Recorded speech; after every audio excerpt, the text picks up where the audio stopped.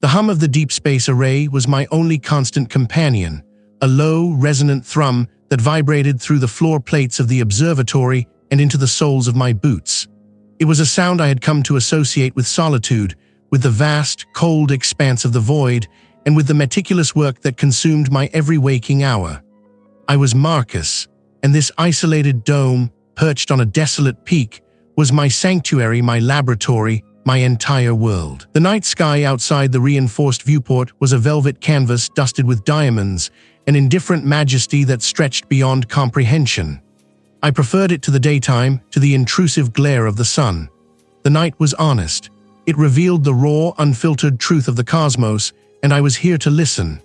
My fingers, accustomed to the cool resistance of the keyboard, danced across the keys, pulling up spectral analyzers, gravitational lensing data, and the endless, whispering static of cosmic background radiation. Each data point was a fragment of a colossal, incomprehensible puzzle, and I was determined to piece it together, however small my contribution. My routine was a precise, almost ritualistic dance. Coffee at 02:00, data cross-referencing until 05:00, then a brief, dreamless sleep before the cycle began anew. The air in the control room always carried the faint scent of ozone and stale coffee, a familiar comfort. A flicker, a momentary deviation in the expected white noise that stretched between the galaxies. My initial thought was equipment malfunction, a stray particle, a transient solar flare. The array, after all, was a complex beast, prone to its own eccentricities. I ran diagnostics, all systems green. I recalibrated the filters, adjusted the gain, purged the temporary buffers. I narrowed the focus, isolating the coordinates. It was coming from a region of space so utterly barren, so devoid of anything resembling a star or nebula, that detecting anything beyond the faint hum of the Big Bang itself was an impossibility.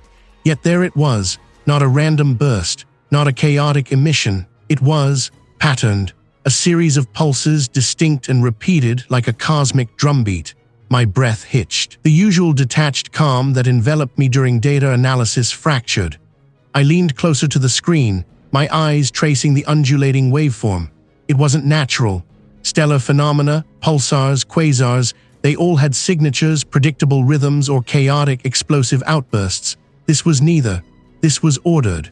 This was structured. I spent the next 48 hours in a blur of focused intensity, the world outside the observatory shrinking to nothing. Sleep became an inconvenient interruption, food a forgotten necessity. My hands trembled slightly as I ran algorithms, attempting to decipher the pattern, to find a mathematical explanation for what I was seeing. The signal was impossibly ancient, its journey across billions of light-years a testament to its persistence. Its age alone should have rendered it incoherent, scattered by the cosmic dust and gravitational ripples of an expanding universe. It wasn't a message, not in any conventional sense. There were no discernible language constructs, no simple numerical sequences. It was more fundamental, a modulation of the very fabric of space-time, a subtle ripple that carried information not through encoded symbols, but through its very being.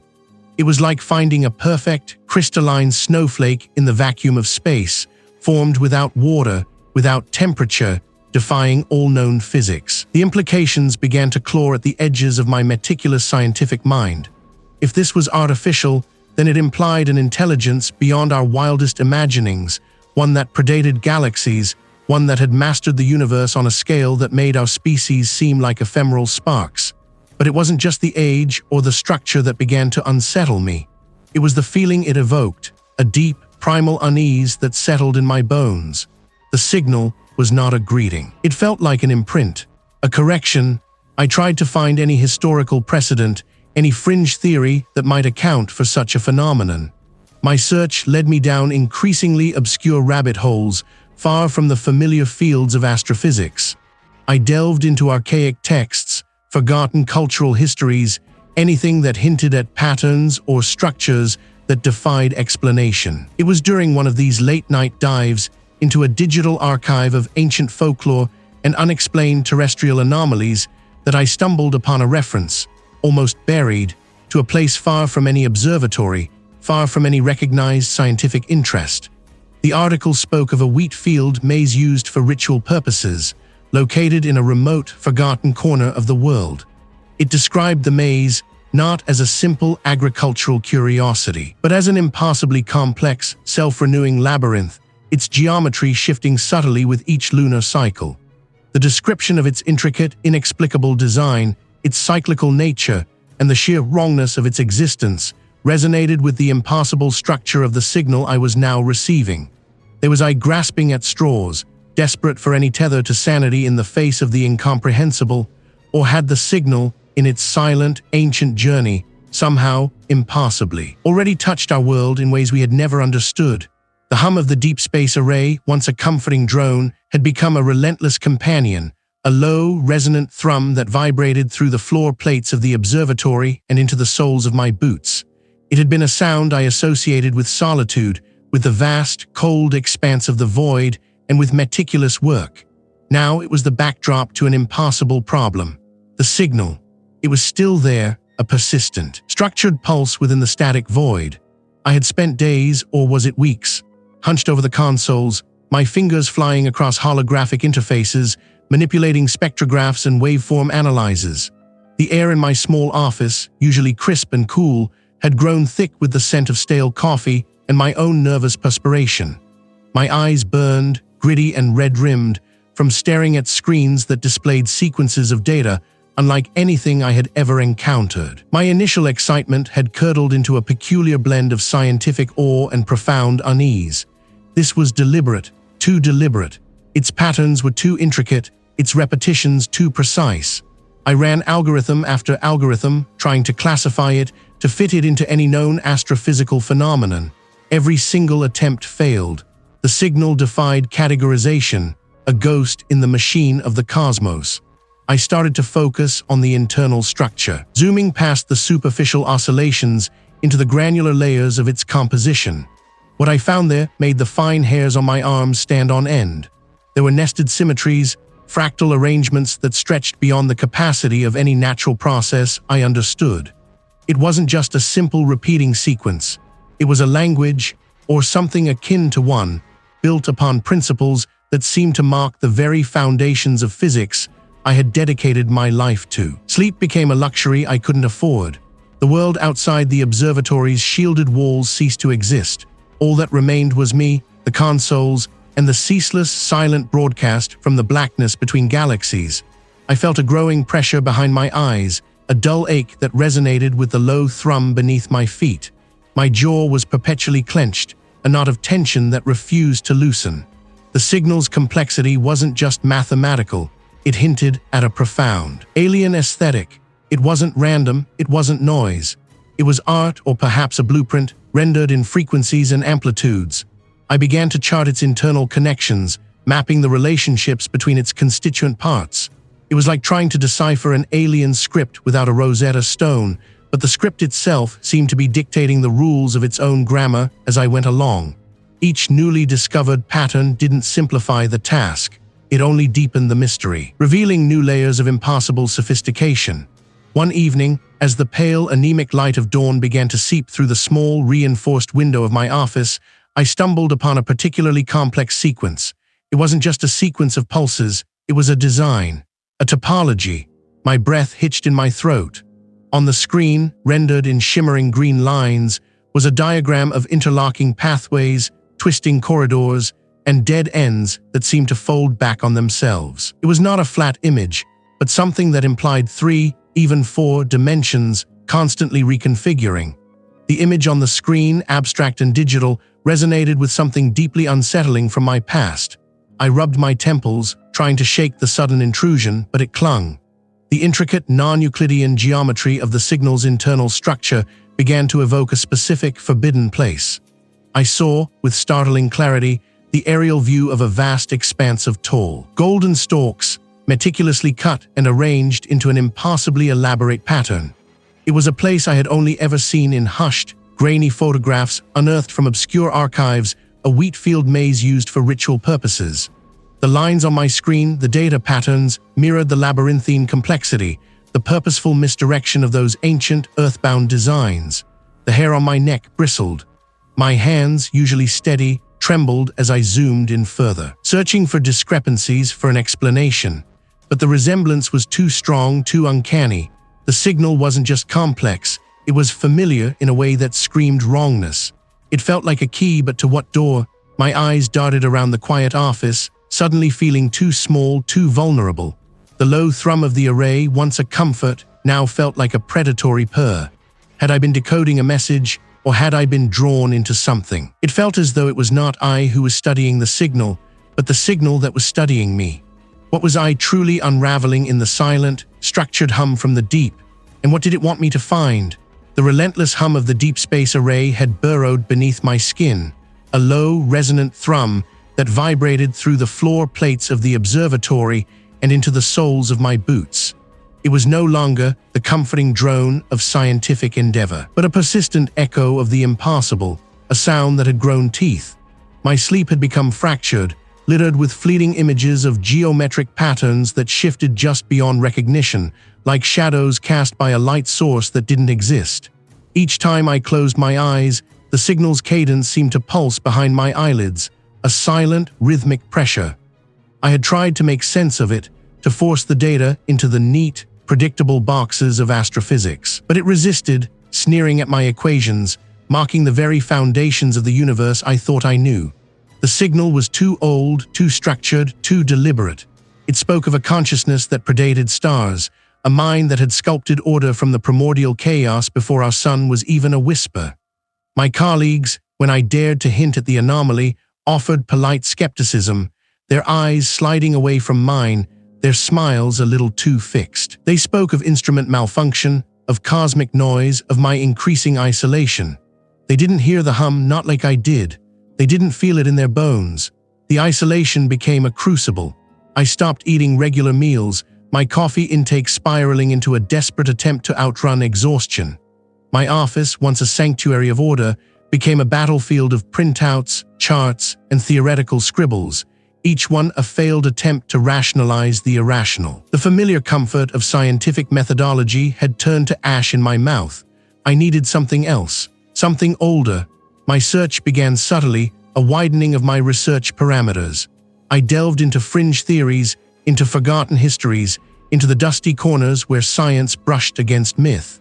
My queries online grew increasingly obscure, leading me down rabbit holes of folklore, ancient cults, and esoteric symbols. This twisted path eventually led me to an antiquarian, a recluse known only by his profession, who dealt in the truly obscure. His establishment was not a shop, but a collapsing edifice nestled between two abandoned textile mills on the industrial outskirts of the city. Dust motes danced in the slivers of weak sunlight that pierced the grimy windows, illuminating towering stacks of books, scrolls, and unidentifiable artifacts draped in cobwebs. The floorboards groaned beneath my weight, protesting my intrusion. "You're Marcus, aren't you?" The antiquarian's voice was a dry rasp, like leaves skittering across pavement. He emerged from behind a mountain of leather-bound tomes, a thin, stooped figure with eyes the color of faded ink. His clothes were ancient too, smelling faintly of mothballs and something sharp, like ozone. "The astrophysicist. I heard you've been asking unusual questions." I felt a prickle of unease. How had he known? My reputation, it seemed, preceded me even into these forgotten corners. "I'm looking for something specific," I said, trying to keep my voice steady. "Texts that deal with cosmic phenomena, things that defy conventional understanding, ancient records of celestial events, perhaps." The antiquarian's gaze lingered on me, sharp and unnerving. "I seek something else, something that perhaps should remain forgotten." He moved with a slow, deliberate shuffle, navigating the labyrinthine aisles with practiced ease. His fingers, long and bony, brushed against the spines of books, each touch seeming to awaken a faint tremor in the air. He stopped before a towering shelf crammed with oversized volumes. It was heavier than it looked, the pages thick and brittle, smelling of ash and something vaguely like dried herbs. The script within was unlike any I'd ever seen, a tangled web of symbols and pictograms that seemed to writhe on the page. "This," he rasped, "is a compendium of pre-human myth, accounts of what was before the first fire, before the first word, correction." My breath hitched. "Correction." I traced a finger over a particularly intricate diagram. It depicted a swirling vortex, not of stars, but of geometric shapes, impassably complex, mirroring the very patterns I had extracted from the signal. And beneath this vortex, an earthly structure, a vast, concentric design etched into a landscape, a wheat field maze used for ritual purposes. My gaze snapped between the diagram and the swirling data visualizations burned into my memory. The correlation was terrifying. The angles, the ratios, the very spirit of the design, it was all there. This wasn't some ancient civilization's crude attempt to map the stars. It was a diagram of something else. The antiquarian merely smiled, a thin, knowing twist of his lips. The word correction had burrowed into my thoughts, a parasitic seed germinating in the fertile ground of my fatigue. I had spent the remainder of that night hunched over the console, tracing the impassable angles of the diagram, the swirling vortex of non-Euclidean shapes. My fingers had brushed against the cold metal, but the image felt harder, a brand seared into my retina. My head throbbed with a dull, persistent ache that echoed the relentless hum of the equipment in my isolated workspace. When morning finally bled through the thick blinds of my apartment, it offered no solace. The light felt thin, almost brittle, as if the world itself was stretched taut, threatening to tear. I stumbled towards the small kitchen, the floorboards groaning under my weight, each creak a complaint. I reached for my customary mug, the chipped ceramic one I'd used for years, the one that always sat on the drying rack. It wasn't there. My brow furrowed. I knew with an absolute certainty born of habit where that mug belonged. It wasn't a matter of forgetfulness, it was a ritual. I scanned the counter, the small table, the sink, nothing. A prickle of irritation, sharp and unexpected, ran through me. Had I left it in the living room? Unlikely. I rarely took it beyond the kitchen. I checked the cupboard, then the dishwasher, still nothing. Then I saw it. Resting on the windowsill, half hidden behind a potted herb plant I hadn't watered in weeks, was my mug. It was upside down and clean. I hadn't used it since yesterday morning, and I definitely hadn't placed it there. A shiver, not of cold, but of something deeper, traced its way down my spine. I stared at it, a mundane object made alien by its displacement. My hand hovered, then retreated. This wasn't right. It was a minor thing, inconsequential. Yet it felt like a discordant note in the carefully orchestrated symphony of my daily life. I left it there, untouched, the sight of it an unwelcome itch in my periphery. I fled my apartment and its subtle distortions, seeking the familiar refuge of my converted warehouse, the only place I felt I could truly focus. The air inside was cool, heavy with the scent of ozone and old metal. My console blinked, a constellation of data points waiting for my attention. I immersed myself in the signal, trying to drown out the lingering unease from my morning. The patterns were still there, still impossibly complex, still whispering of a logic that defied everything I understood. Hours blurred into a single, continuous stretch of intense scrutiny. My eyes burned, tracing the intricate interconnections, the recursive loops, the sheer, audacious scale of the information. I leaned back, rubbing my temples, the dull ache in my head intensifying. A corner sharper than any corner, a plane that twisted back on itself without breaking. It was gone as quickly as it appeared, a phantom flicker at the edge of my vision. I blinked, then blinked again. My hands trembled slightly as I gripped the armrests of my chair. My breath caught in my throat. This was more than fatigue. This was a trick of the light, I told myself, a visual artifact of prolonged screen time. My mind, straining under the weight of the signal's implications, was beginning to play games. But the image of that impossible geometry, that brief defiance of spatial rules, lingered like a bad taste. There was the signal doing this. There was it resonating within me, subtly retuning my perception of reality. I didn't sleep that night, not truly. I drifted into a state between waking and dreaming, a place where the veil between thought and experience grew thin. The hum of the equipment in my workspace faded, replaced by the rustling of something vast and dry. I was no longer in my chair, but standing at the edge of an immense field. The stalks of wheat rose far above my head, golden and brittle, stretching to a horizon that pulsed with a faint, sickly green light. The air was still heavy and carried the faint, metallic tang of dust and something else, something ancient and cloying like old blood. Ahead of me, the wheat had been meticulously pressed down, forming paths that spiraled inward. Intricate and deliberate. It was a maze, not for amusement, but for a purpose I couldn't comprehend. I knew with a certainty that settled deep in my bones that this was a wheat field maze used for ritual purposes. The sheer scale of it was overwhelming, dwarfing me, making me feel insignificant. I could hear faint, rhythmic scraping sounds, like something vast dragging itself across the dry earth deep within the maze's heart. It wasn't a sound meant for human ears, but a vibration that resonated directly in my skull, a pressure behind my eyes. I tried to move, to run, but my feet were rooted. A profound sense of intrusion washed over me, a feeling that my mind was no longer my own, that these images, these sensations, were being projected into me, not generated from within. I was a screen, and something else was dictating the imagery. It didn't walk, it simply was, consuming the light around it, yet simultaneously radiating that sickly green glow. Its edges were those impassable geometries I'd glimpsed, now vast and undeniable, carving holes in the fabric of the dream world. A silent, immense pressure descended, a crushing weight on my chest, stealing my breath. This presence was ancient, patient, and utterly indifferent. It was the source of the correction. My heart hammered against my ribs, a frantic drum against the cage of my fear. My eyes darted around the familiar space, half expecting to see the green light, the impassable angles. The air still held that faint, metallic tang, though I knew it couldn't. My hands were shaking uncontrollably, and a tremor ran through my entire body. I pushed myself up, my muscles stiff and protesting, and stumbled towards the small, grimy window, desperate for the sight of a normal sky, a normal world. The dawn light was just breaking, painting the clouds in muted grays and purples. But as I watched, a single cloud, high above the industrial landscape, seemed to briefly twist, its vaporous form momentarily contorting into a fleeting, impassable spiral before dissolving back into an ordinary wisp. Was I truly witnessing these things, or was my mind finally unraveling under the pressure of what I had found?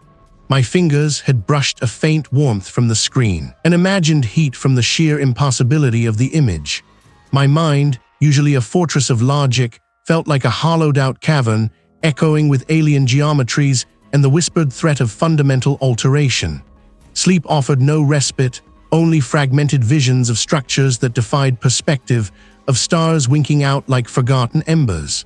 The signal, once a beacon of scientific triumph, had become a shroud, suffocating my intellectual certainty. I needed answers beyond the cold, hard data. They saw patterns, I saw unraveling. There was only one man I knew who might. A former academic ostracized years ago for theories deemed too wild, too dangerous, too close to the very things that now gnawed at my waking hours. He spoke of deep time and unwritten laws in hushed tones, even before the signal. His name, a forgotten whisper in the halls of established science, surfaced in my memory with an unwelcome urgency. He was a recluse, living far from any city, deep in the forgotten folds of the countryside. The drive was long, the paved roads giving way to gravel, then to crumbling dirt tracks barely wide enough for my vehicle. The landscape shifted, becoming less cultivated, more wild. Trees grew denser, their branches interlocking overhead, creating tunnels of perpetual twilight. The air grew heavy, thick with the scent of damp earth and something else, something vaguely metallic and ancient. My tires crunched over unseen debris, the only sound for miles. Then, through a break in the tangled foliage, I saw it, a vast expanse of stalks, taller than any man, stretching to the horizon. It wasn't just a field. It was a labyrinth, its pathways cut with deliberate, intricate patterns that seemed to shift and writhe under the overcast sky. This was the wheat field maze used for ritual purposes I had vaguely heard about, a local oddity, a place of strange pilgrimage for those seeking something. I felt a prickling on my skin, as if unseen eyes watched my slow progress. A shiver traced its way down my spine, despite the car's heater. What kind of rituals took place here? What secrets did these towering walls of dry stalks conceal? I pressed the accelerator, eager to leave its unsettling geometry behind. The academic's house was nestled at the end of the track, a derelict farmhouse leaning into a perpetual state of collapse. Overgrown vines clung to its sagging porch, and broken window panes stared out like vacant eyes. A faint, acrid smell, like burnt ozone mixed with old paper, hung in the air. After a long moment, a shuffling from within, then the click of a lock. The door creaked open, revealing a gaunt figure. His face was a roadmap of deep wrinkles, His eyes, though clouded with age, held an unnerving intensity. His clothes were rumpled, stained, and he smelled faintly of dust and something vaguely organic, like decaying leaves. He remembered me. The signal then, I finally felt its pull. He didn't invite me in, simply turned and shambled deeper into the gloom of his home. I followed, stepping over stacks of yellowed books and papers that carpeted the floor like fallen autumn leaves. The room was a chaotic archive, filled with charts, arcane symbols scrawled on parchment, and strange, polished stones arranged in careful patterns. Dust motes danced in the single shaft of weak light filtering through a grimy window. He settled into a sagging armchair, motioning me to a precariously balanced stack of books. "Tell me," he said, his gaze fixed on some distant point beyond the walls. "What has it shown?" I recounted the impassable diagram, the word correction, the sensation of fundamental laws bending. I left out nothing, desperate for his unique insight. He listened, his head cocked, occasionally offering a low hum, a sound of grim recognition. When I finished, the silence stretched, heavy and profound, his voice dropping to a conspiratorial murmur. "There are entities, Marcus, not of this universe, not of any universe we can conceive. They predate existence itself. They exist in the spaces between the laws, the fundamental constants. They are not alive as we understand it. They are principles, architects of a different order." My breath hitched. This was worse than any alien invasion scenario. Principles, what do they want? Want. He gave a dry, rattling chuckle that held no humor. They don't want, they are. And sometimes, when reality thins, when certain frequencies resonate, they observe. And sometimes they correct. He tapped a gnarled finger on a dusty tome beside him. "My signal, Marcus, it wasn't a message. It was a resonance, a key, and the diagram. It's a blueprint for an alternate reality. Their reality." He paused, his eyes scanning the room as if searching for something unseen. "The correction I speak of, it's not about fixing mistakes. It's about rewriting, erasing the fundamental truths of our existence and replacing them with their own. Our physics, our biology, our very concept of time and space. To them, it's a flawed equation, and they seek to solve it." My mind reeled, rewrite reality, but why? What would happen? Oblivion, Marcus, not the fiery death of stars, but the quiet unmaking of everything. A reality where our minds cannot grasp, our bodies cannot exist. Where the very concept of self is an anomaly, we would simply cease to be coherent. Like a melody played on a broken instrument, our notes would scatter into dissonance. He gestured vaguely towards the window, towards the distant shifting patterns of the wheat field maze. The old places where the boundaries are thin, they've always known. The rituals, the offerings. The old scholar's eyes met mine, and for the first time I saw not just weariness, but a profound, hopeless resignation. He shook his head slowly. "To them we are less than dust, less than a mathematical error. What power could a flawed equation possibly wield against its own correction?" He rose, his movement stiff, and walked to a window, staring out at the encroaching twilight. "You've heard it, Marcus. You've seen the truth. The signal isn't just from between galaxies, it's from between realities. And now that it has your attention, what happens when it asks for more?" The word correction had burrowed into my thoughts, a parasitic seed germinating in the fertile ground of my fatigue. The colleague's words clung to me, a suffocating shroud in the twilight. Between realities. The phrase echoed, not just in my ears, but in the hollow space behind my ribs. It was a truth I'd felt burrowing into my consciousness since the first anomalous blips on the screen, a truth I'd fought with the desperate logic of a man clinging to a cliff edge. My hands, still cold from the chill of the evening, clenched and unclenched. This wasn't just data anymore. It was an invitation, a summons. What did it mean to ask for more? I retreated to my underground bunker, the thick concrete walls a futile barrier against the encroaching vastness. The air inside felt stale, heavy, a stark contrast to the buzzing energy that now seemed to emanate from the equipment itself.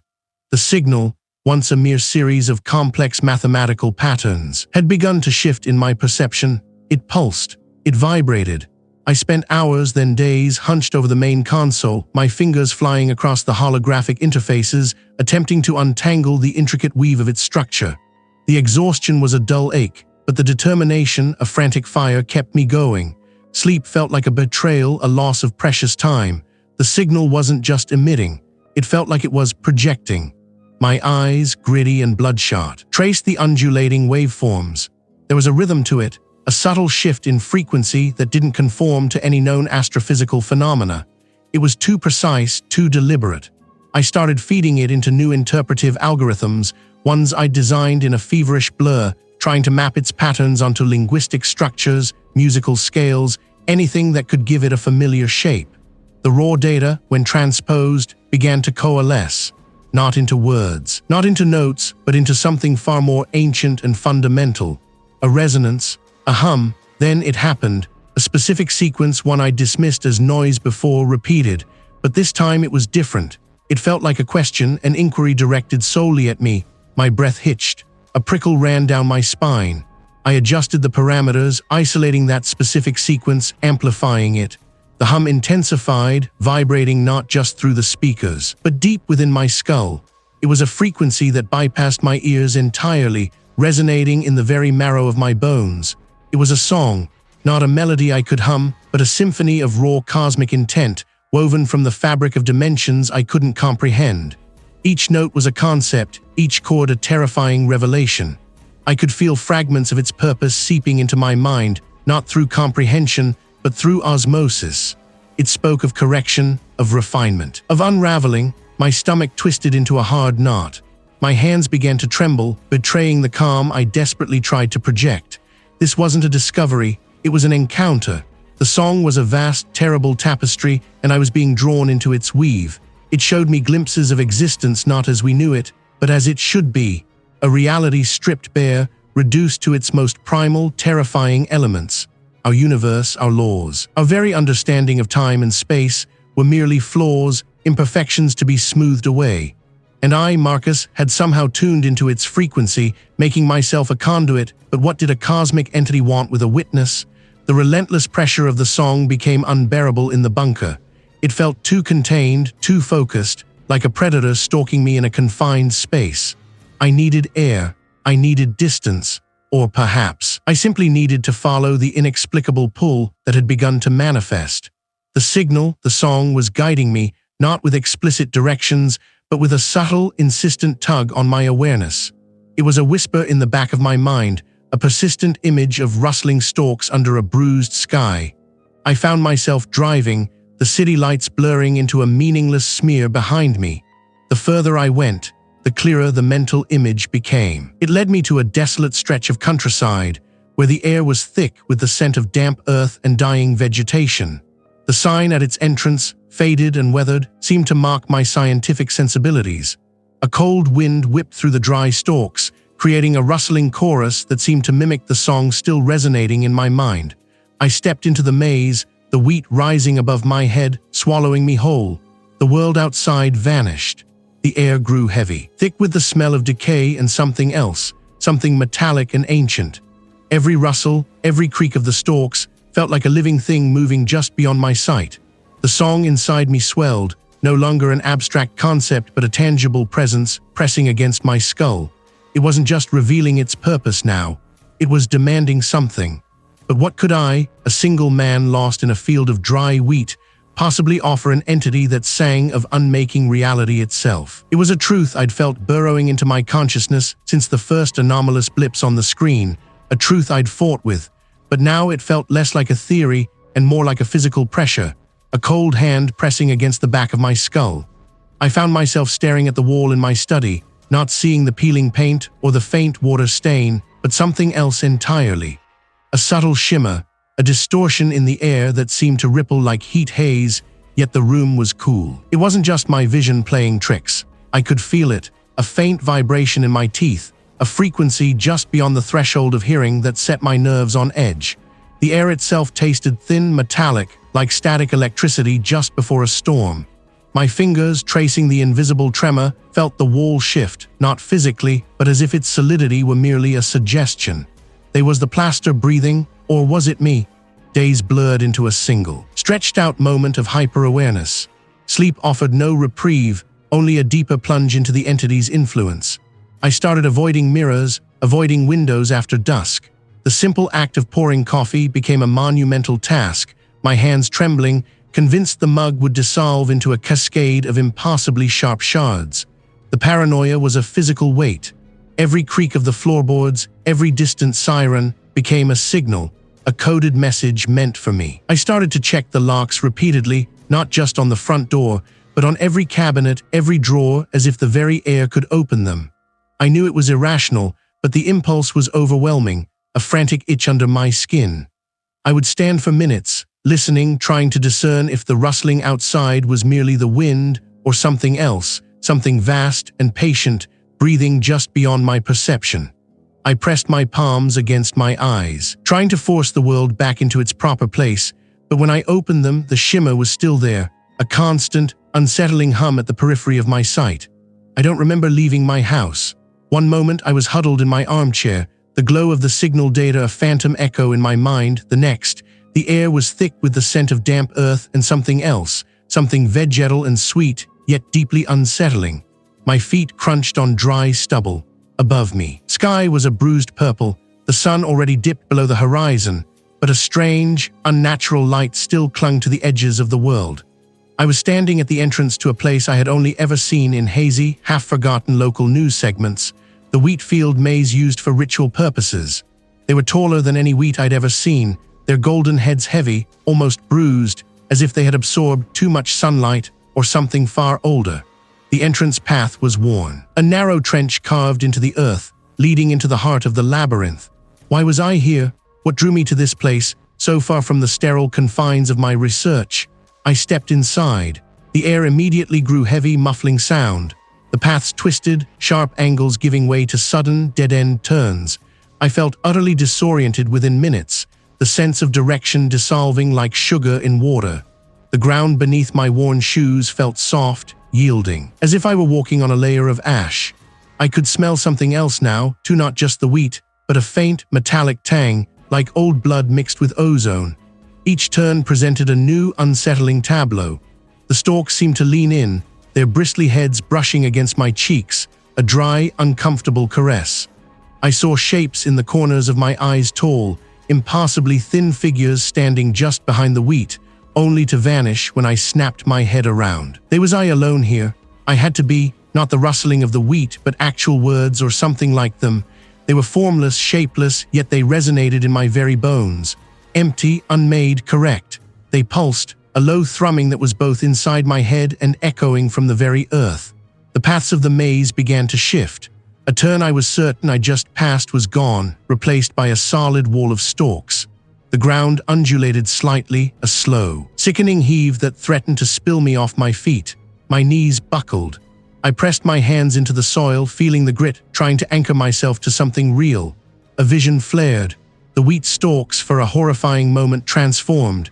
They were no longer plants, but countless grasping tendrils reaching for me, not with malice, but with a blind, inexorable hunger.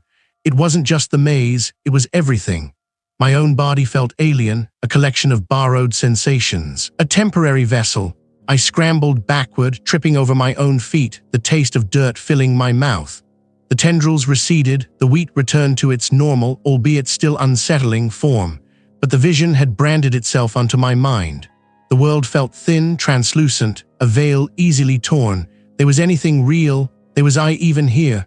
It was a truth I'd felt burrowing into my consciousness since the first anomalous blips on the screen. A truth I'd fought with scientific rigor, with the very fabric of my understanding. Now, sitting hunched over the console in my isolated lab, the hum of the servers a hollow comfort, I could no longer deny the visceral chill it brought. It wasn't just data anymore. It felt like a presence, an insistent pressure behind my eyes. I'd spent countless hours mapping its intricate structure, correlating its patterns with cosmic background radiation, with theoretical gravitational waves, with anything that could anchor it to the known universe. But the more I looked, the less it fit, the more it departed. A faint flicker caught my attention. The overhead fluorescent lights, usually steadfast, pulsed once, then again, a barely perceptible wobble in their steady glow. I dismissed it as a grid fluctuation, a transient dip in power. But then the low, almost subaudible hum that emanated from the processing unit's shifted pitch, a subtle, almost musical dissonance. It wasn't a malfunction, I knew the sound of every circuit. This was something else, an external resonance, like a vast, unseen bell tolling just beyond the threshold of my hearing. What was I truly listening to? I pulled up the latest telemetry. It wasn't just a redshift or a blueshift. It was a compression, a tight knotting of frequencies that suggested proximity, not just transmission. It was as if the source itself was no longer just broadcasting, but moving towards us. How could something so vast, so ancient, traverse such impassable distances? Then came the first undeniable physical manifestation. The air in the lab grew heavy, thick and viscous, like breathing through water. My ears popped with an abrupt pressure change, a dull ache blooming behind my eardrums. Outside, the night sky, visible through the reinforced viewport, seemed to ripple, a silent, liquid shimmer distorting the distant stars. It was brief, a momentary spasm of reality, but it was enough. My hands trembled, gripping the edge of the console. This wasn't a glitch in my instruments. This wasn't a trick of the light. This was here. My gaze fell upon a localized anomaly on the global sensor network, a persistent, growing distortion centered precisely over a remote, desolate region. It was a place I'd seen mentioned in obscure local historical archives, a place some ancient cults had apparently deemed sacred, the wheat field maze used for ritual purposes.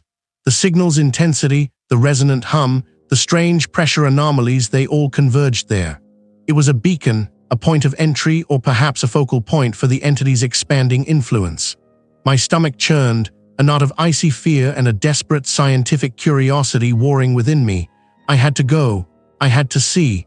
The drive was a blur of mounting unease. The air itself felt charged, a static prickle against my skin. My old sedan, usually a reliable rumble of comfort, now felt like a fragile shell against an encroaching emptiness. As I neared the coordinates, the radio crackled with unintelligible static, then died altogether. I was navigating by instinct, by the growing pressure in my skull, by the increasingly palpable sense of wrongness that permeated the twilight. The sudden quiet was deafening, broken only by the rustling of dry stalks in a wind that wasn't there. Before me stretched the wheat field maze used for ritual purposes, its towering, desiccated stalks forming a labyrinthine wall against the horizon. I pushed through the first opening, the dry stalks scraping against my jacket, a sound like skeletal fingers dragging across a tombstone. The path twisted immediately, the dense walls of wheat rising above my head, cutting off the outside world. The air grew heavier still, a crushing weight that pressed against my chest, stealing my breath. My heart hammered, a frantic drum against my ribs. Then I saw it, not the entity itself but its mark. In the very center of the maze, where ancient pathways converged, the wheat stalks didn't just grow. They twisted, spiraled inward, not in a natural helix, but in a geometry that defied botany, a pattern that seemed drawn from the impassable schematics of the signal itself. The ground beneath my feet felt strangely soft, yielding, like walking on damp clay, yet it was dry earth. And there, hovering just above the twisted stalks, was a shimmering distortion, a pocket of air that seemed to vibrate with an unseen energy, bending the faint, unnatural light into impassable angles. It pulsed, a slow, rhythmic expansion and contraction, like an immense, unseen lung breathing in reality itself. A low, resonant hum, far deeper and more profound than anything I'd heard in the lab, vibrated through the ground, up my legs, into my very core.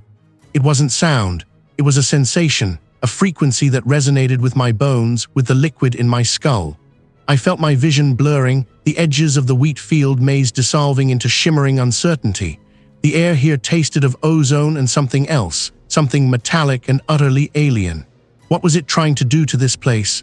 What was this breathing? It was a truth I'd felt burrowing into my consciousness since the first anomalous blips on the screen, a truth I'd fought with.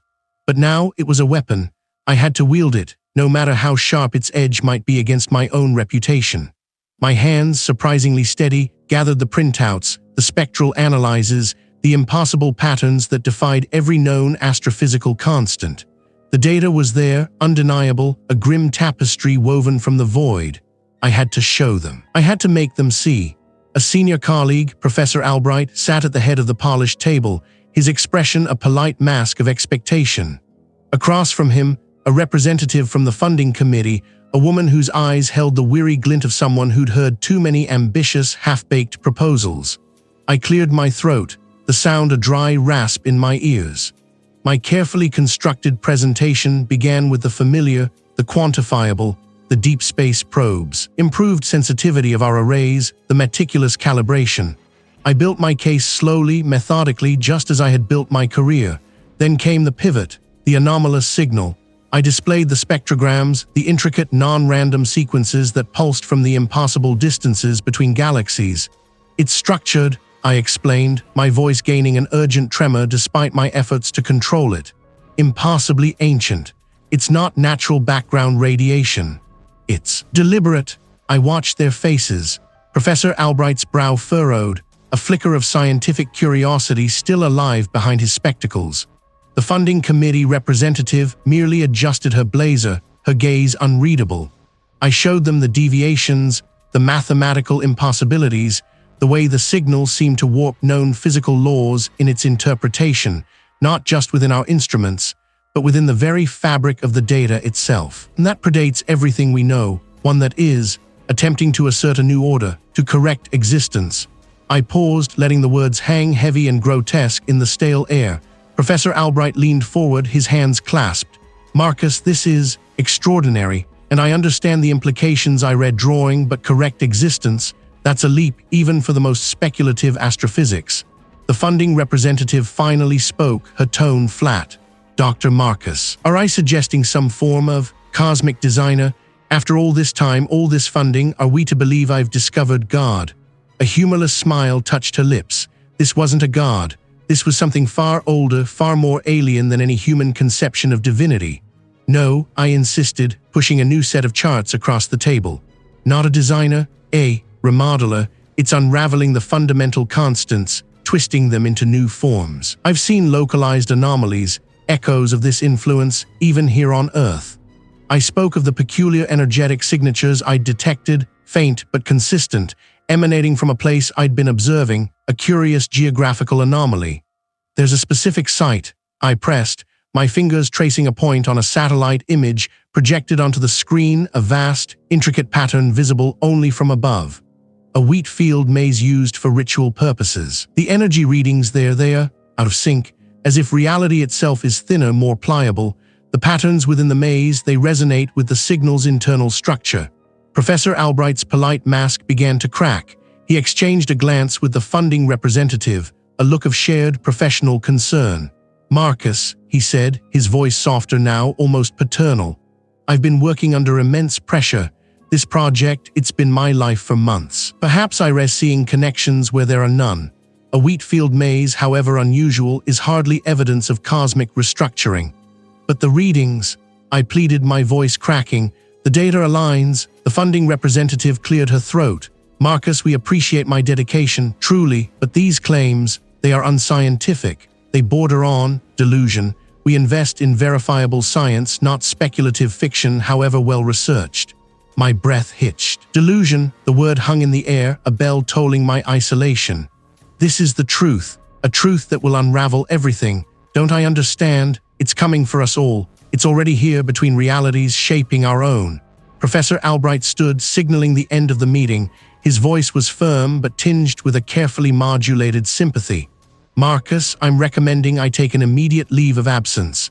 I'm exhausted, overwhelmed. We'll reassign my access to the arrays for the time being. I need to rest, to clear my head." The funding representative nodded in agreement, her gaze distant, already moving on to the next item on her mental agenda. They saw a man breaking, not a man bearing terrible tidings. How could I make them believe when they refused to even listen? The cold dismissal still clung to me, a shroud of indignation and bitter isolation. They had looked at me with polite condescension, their eyes sliding past my charts, my projections, my desperate reasoned arguments. The funding representative, her face a mask of practiced neutrality, had signed off on my project's termination as if stamping a grocery receipt. My meticulously compiled evidence, my warnings of an impossible, ancient signal, all lay ignored on the frigid conference table, a monument to my solitude. But I was not broken. I was determined. Their ignorance would not be my surrender. If they wouldn't listen to the data from the void, I would find the data on the ground. Now I felt it in the tremors beneath my feet. The initial reports were scattered, easily dismissed by the official channels. A bridge in a distant city, its steel girders subtly warped, not by stress or heat, but as if the blueprints themselves had been redrawn mid-construction. a clock tower in a small town, its hands spinning backward for precisely 17 minutes every Tuesday, then resuming forward motion as if nothing had occurred. I devoured every scrap of information, cross-referencing, mapping, seeing the patterns where others saw only isolated curiosities or mass hysteria. The internet, a chaotic sea of information, became my primary source. Forums dedicated to the strange and unexplained glowed on my screen late into the night. Then the psychological distress began to manifest on a wider scale. Not just individual delusions, but a collective unease, a pervasive sense of wrongness. I saw it in the glazed eyes of strangers on the street, the sudden outbursts of irrational fear in public spaces.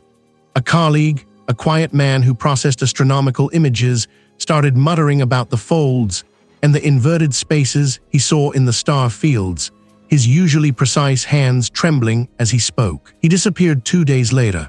No note, no trace, just gone. The disappearances escalated. Entire families, whole neighborhoods simply ceased to be. The news anchors struggled to find explanations, blaming everything from gas leaks to cult activity, but their voices held an edge of frantic desperation. It wasn't just people, objects vanished too. A local park bench, a familiar lamppost, a stretch of pavement, present one moment, absent the next, leaving only an unsettling blankness where they should have been. The fabric of the world was fraying at the edges. I traced the anomalies, following the increasingly bizarre breadcrumbs. The geometric distortions, the temporal skips, the vanishing points, they seemed to converge, not on a single location, but on regions of strange, archaic significance, places where the Earth itself felt different. My research led me to an obscure online forum, a gathering of individuals who spoke in hushed tones of the shifting lands and the places where the veil thins. One post, anonymous and frantic, detailed a particularly egregious manifestation. A vast, intricate structure had spontaneously appeared in the middle of a remote agricultural expanse. It was not a building, nor a natural formation. It was a wheat field maze used for ritual purposes. A maze, not for entertainment, but for ritual. The poster claimed it had sprung up overnight, the stalks impossibly tall, unnaturally green, forming patterns that defied geometry, twisting and intersecting in ways that felt wrong to the eye. And people were drawn to it, walking in, never to return. I had to see it. I packed a small bag, a worn compass, and a satellite phone that probably wouldn't work where I was going. The drive was long, the landscape growing progressively stranger. The air grew heavy, thick with the smell of ozone and something else, something metallic and ancient, like dust from a dead star. Finally, I reached the edge of the field. The sunset bled across the sky in bruised purples and oranges, painting the scene in a lurid, unsettling light. And there it was, the wheat field maze used for ritual purposes. It was colossal, stretching further than any human-made labyrinth I had ever seen. Their color was an unnatural, vibrant green, almost phosphorescent in the fading light. But it was the patterns that truly seized me. They weren't simple turns and dead ends. These were angles that shouldn't exist, curves that bent back on themselves in defiance of perspective. Pathways seemed to converge and diverge simultaneously, creating optical illusions that made my head ache. My eyes struggled to find purchase, to make sense of the impossible geometry. It felt less like walking into a maze and more like stepping into a diagram of pure alien thought. A low hum vibrated in the air, a sound I felt more in my bones than heard with my ears. It resonated with the faint, persistent signal I'd first detected, a deep, pervasive thrumming that seemed to emanate from the very ground beneath me. I stepped into the maze. The air inside was still and heavy, devoid of any breeze. Each turn presented a new impassable vista, a new bending of space. A path I was certain led north suddenly opened onto a view of the southern sky. The ground underfoot felt spongy, almost yielding. I reached out, touching a stalk. The hum intensified. My vision blurred at the edges. I saw faint, shimmering outlines like heat haze dancing at the periphery of my sight. Were they the echoes of those who had vanished here, or merely my own mind struggling to cope with the reality I was confronting? How much of this was real, and how much was already a trick of my own unraveling perception? The funding representative, her face a mask of practiced neutrality, had signed off. I had walked out into the indifferent city, the hum of traffic, a distant, meaningless drone against the roaring silence in my skull. They thought me mad, but madness, I now understood, was merely a failure to perceive the truth. My hyper-awareness, once a curse of incessant data, had become a terrifying gift, stripping away the comforting lies of a stable universe. The path that led me to the wheat field maze used for ritual purposes was not a road on any map. It was a series of intuitions, a subtle pull in the fabric of my surroundings, a dissonance in the natural world that only I seemed to register. The air shimmered faintly, a mirage of wrongness at the edge of my vision, drawing me further from the concrete world. I drove for hours, the old truck rattling over forgotten tracks, until the last paved road gave way to cracked earth, then to a narrow, overgrown lane flanked by towering stalks. The scent of drying grain, of rich soil, and something else, something ancient and metallic, like old blood, filled the cab. I parked the truck where the lane ended abruptly, swallowed by the encroaching fields. My clothes felt wrong, too tight, too constricting. Every nerve ending was alight, buzzing with a static hum. The ground beneath my feet felt unnaturally firm, packed down, almost petrified. As I stepped inside, the air grew heavy, thick with the scent of loam and a faint, cloying sweetness I couldn't place. The walls of wheat immediately closed around me, towering 20 feet high, obscuring the sky. The light, already dim, became a muted greenish glow filtered through the stalks. Was I truly alone in this place? I walked deeper, my boots crunching on the dry earth. Paths were narrow, winding, and utterly disorienting. I tried to follow the sun's last rays to keep a sense of direction, but the maze seemed to twist upon itself. A path I was certain led north would suddenly curve south, leading me back to a junction I swore I had just passed. The ground beneath my feet was no longer flat. It undulated subtly, an almost imperceptible rise and fall that disturbed my balance. My stomach churned. Then I saw it, not with my eyes. Not directly, but through the peripheral distortions. A wall of wheat ahead of me seemed to fold.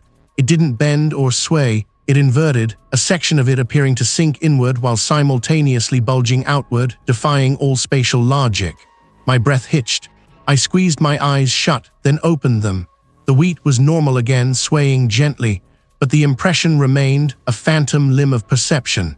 This place was not merely a maze, it was a canvas for something else. My head throbbed, a relentless drumbeat against my temples. Suddenly, I was in a clearing. It was perfectly circular, about 50 feet across, with a single gnarled tree at its center, its bare branches reaching like skeletal fingers towards the moon.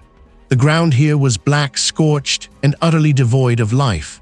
In the middle of the clearing, around the base of the tree, were arrangements of stones, basalt, granite, quartz forming intricate patterns that made no sense to my Euclidean mind. They weren't aligned in rows or circles, but seemed to be pointing in multiple directions at once, creating a dizzying illusion of depth and impossible connections. As I stared at the stones, a deeper understanding began to dawn. My hyper-awareness, that relentless influx of data, suddenly coalesced. The patterns weren't random, they were a representation, not of a physical object, but of a concept. The air around the tree began to ripple, not with heat, but with an invisible force that twisted the light. The tree itself seemed to waver, its branches momentarily elongating, then shrinking, its trunk momentarily thinning to a thread, then expanding to an impossible girth. And then I saw it. Not a creature with limbs or eyes, but a colossal non-Euclidean presence that filled the clearing and stretched beyond, encompassing the entire maze, the horizon, the very sky. It was a geometry of pure wrongness, an entity that existed in dimensions my mind could only glimpse as paradox. I perceived impossible angles, curves that were simultaneously straight lines, surfaces that folded into themselves without beginning or end. It was a structure of pure logic, but a logic alien and utterly devastating. It was a thing of impossible intersections, of spatial paradoxes made manifest. My knees buckled. A wave of profound nausea washed over me, and I emptied my stomach onto the scorched earth. The entity was not merely in the space, it was the space, altering it, reshaping it, and I understood its purpose with a clarity that froze the blood in my veins. It was not destructive in a chaotic sense, it was corrective. It sought to impose its own foundational logic onto reality, to unravel and reweave the universe according to its own incomprehensible principles. Our physics, our geometry, our very concept of existence, they were merely errors to be excised, flaws to be repatterned. I felt myself shrinking, not physically, but existentially, reduced to a single screaming point of awareness in a cosmos being fundamentally rewritten. The entity was not malicious, it was simply being, and its being was the undoing of all that I knew, all that was. Was this the horrifying clarity I had sought, or merely the final fracture of my mind? The funding representative, her face a mask of practiced neutrality, had signed off on my professional oblivion. But their indifference only sharpened my resolve. I knew what I had seen in the data, what the signal portended. They had chosen to remain blind, but I would not anymore. My research, discarded by the institution, had led me to a new obsession: patterns in ancient myth, strange local legends, and obscure geological anomalies that seemed to resonate with the cosmic frequencies I had isolated. There was a convergence point, a place whispered about in hushed tones by isolated communities, a site marked on no official map. I found it in faded cartographic sketches, cross-referenced with a peculiar spike in geomagnetic activity that correlated with a minor, localized distortion in spacetime I'd only recently detected. The coordinates led me to the edge of the old farmlands, where the sky stretched vast and indifferent, the air heavy with the scent of dry earth and something else, something subtly metallic, like distant ozone. I drove until the paved road crumbled into a dusty track, then walked the final miles, the sun a bruised orange disk sinking towards the horizon. Ahead, bathed in the dying light, lay the wheat field maize used for ritual purposes. Its stalks, taller than any I had ever seen, shimmered with an unnatural sheen, a deep, unsettling bronze. A subtle hum vibrated beneath my feet, a low, resonant thrum that bypassed my ears and settled deep in my bones. My skin prickled. A sense of profound wrongness draped itself over the landscape, heavy and palpable. The air grew heavy with the scent of crushed grain and something acrid, a smell like burnt copper and ozone. I stepped into the maze, the towering wheat enclosing me immediately. They seemed to sigh, to shift with a purpose beyond the wind. Each turn brought me deeper into the labyrinth, the sense of direction dissolving with every identical corridor of golden stalks. My breath caught in my throat, shallow and ragged. My palms grew slick. This was no ordinary field. I could feel the space bending subtly around me. Distances seemed to stretch or compress without logic. It existed for a reason, a terrible purpose. I pushed on, driven by a terrible curiosity, a need to bear witness. The hum intensified, a vibration that rattled my teeth. The light began to shift. It wasn't fading with the setting sun, it was changing. Colors drained from the wheat, leaving it a monochrome gray, then bled back in, but wrong. The sky above, visible in fractured glimpses, was no longer blue or orange, but a deep, bruised violet, like a bruise blooming across eternity. My vision swam. The path ahead seemed to ripple, the ground under my boots losing its solidity, becoming less like earth and more like compressed ash. A sudden jarring silence descended, so absolute it felt like a physical blow. The hum ceased. The rustling of the wheat died. Even my own ragged breathing seemed to vanish. I was suspended in a pocket of non-sound, absolute and terrifying. Then it began, not with a roar, not with a flash, but with a silent, pervasive unraveling. The wheat stalks around me began to undulate, not with the wind, but with an internal, impassable motion. Their individual forms softened, blurred, then flowed together like molten metal. They stretched, elongated, their golden husks twisting into impossibly thin filaments that reached towards the bruised sky. My eyes burned, trying to make sense of the impossible geometry unfolding before me. The horizon line, previously a gentle curve, now buckled and warped, bending in on itself, creating angles that should not exist. The air shimmered, no longer transparent, but thick with an unseen medium, like looking through heated glass that was also solid and shifting. I choked, a dry gasp clawing at my throat. My legs gave out, and I crumpled to the ground, my hands sinking into the transforming earth. I watched, helpless and horrified, as the very fabric of the world around me began to rearrange itself. Buildings that had been far off, tiny specks of civilization, did not collapse, they simply shifted. Their angles changed, their materials restructured themselves into smooth, featureless planes that reflected the impassable sky. The very concept of up and down seemed to lose meaning as gravity itself felt negotiable. The correction was not destruction. It was an ultimate reordering, a silent, indifferent transformation into something utterly alien. Humanity was not being annihilated. It was being rendered obsolete. Its familiar world remade into a form it could neither comprehend nor inhabit. I saw no people, no screams, no frantic movements, only the vast, silent, indifferent alteration of everything. The distant mountains, once craggy and familiar, now resembled a fractal arrangement of obsidian shards, gleaming with an internal, cool light. The sky itself seemed to fold in on itself, revealing not stars, but vast, unknowable patterns of luminous emptiness. I was a witness, a fly caught in amber, watching the sculptor's hand reshape the clay of existence. My mind screamed, but no sound escaped my lips. What was I seeing? What had become of the world I knew? And what, if anything, remained of me? The funding representative, her face a mask of practiced neutrality, had signed off on my project's termination, her pen a death knell for the only truth I had ever known. They called my work a flight of fancy, my signal a glitch, my warnings the product of sleepless nights. They were wrong. They were all so terribly, terribly wrong. A gnawing certainty had replaced the outrage, a cold, sharp blade of conviction that sliced through the haze of my despair. The entity, the signal, it was not merely out there, it was here. It was a whisper in the static, a tremor in the fabric of what I'd always assumed was solid ground. My work, my life's pursuit, had been a path laid for me, not by my own ambition, but by something far older, far vaster. I found the map tucked into a forgotten book on ancient agricultural practices, a strange, hand-drawn diagram that mirrored the subtle distortions I'd begun to see in the cosmic background radiation data. The location was remote, buried deep within old, uncatalogued archives, a place I'd never had reason to visit before. It was a compulsion, a gravitational pull. I had to go. The journey was a blur of highway lines and forgotten towns. The air grew heavy, thick with the scent of damp earth and something else, something metallic and acrid like distant ozone.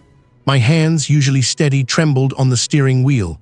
A persistent hum had started in my ears, low and resonant, like a vast bell rung in a deep chasm.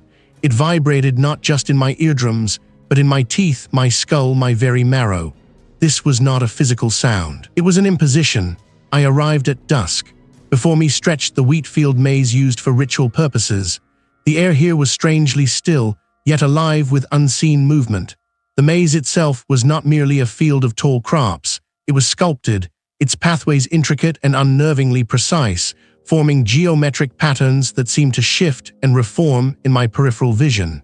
The hum from the drive intensified, now a buzzing pressure behind my eyes. The wheat stalks immediately closed around me, a golden, suffocating wall. The paths were narrow, winding, designed not for casual exploration, but for deliberate progression. Each turn felt like a step deeper into something ancient and waiting. My breath plumed in front of me, wisps of white against the deepening twilight. The light began to fail, swallowed by the dense walls of wheat. I fumbled for my small flashlight, its beam a weak, trembling spear against the encroaching gloom. The patterns in the maze became clearer, carved into the very earth, not just formed by the rows. They were symbols, glyphs, impossibly complex, pulsing faintly with a dull inner luminescence that was not light, but a draining of it. My skin prickled. The hum was a roar now, an internal vibration that threatened to shatter my teeth. Then I saw it. A clearing deep within the maze, a circular space where the wheat had been flattened, pressed into a vast, intricate symbol. It was the same pattern I had seen in the cosmic background radiation, the one that had haunted my projections, now rendered tangible, colossal. In the center, there was no altar, no relic, no obvious focal point, only a distortion. The air shimmered, not with heat, but with an absence of definition. My eyes struggled to focus. Colors bled into each other, then dissolved into hues I had no name for. The ground itself seemed to undulate, the very concept of solidity wavering. A sound, or rather the idea of a sound, bloomed in my mind. It was a chorus of infinite voices, yet utterly silent, a symphony of fundamental truths being unmade. It was the signal amplified beyond comprehension, no longer data but pure, unadulterated presence. My knees buckled. I fell to the flattened earth, my hands splayed on the cool, damp soil. The texture was wrong. It felt like powdered glass, then flowing water, then nothing at all. My vision fractured. The wheat field, the sky, my own hands, they all broke into shimmering pixels, then reformed into impossible geometries. The entity wasn't a being, not in any sense I understood. It was a force, an axiom.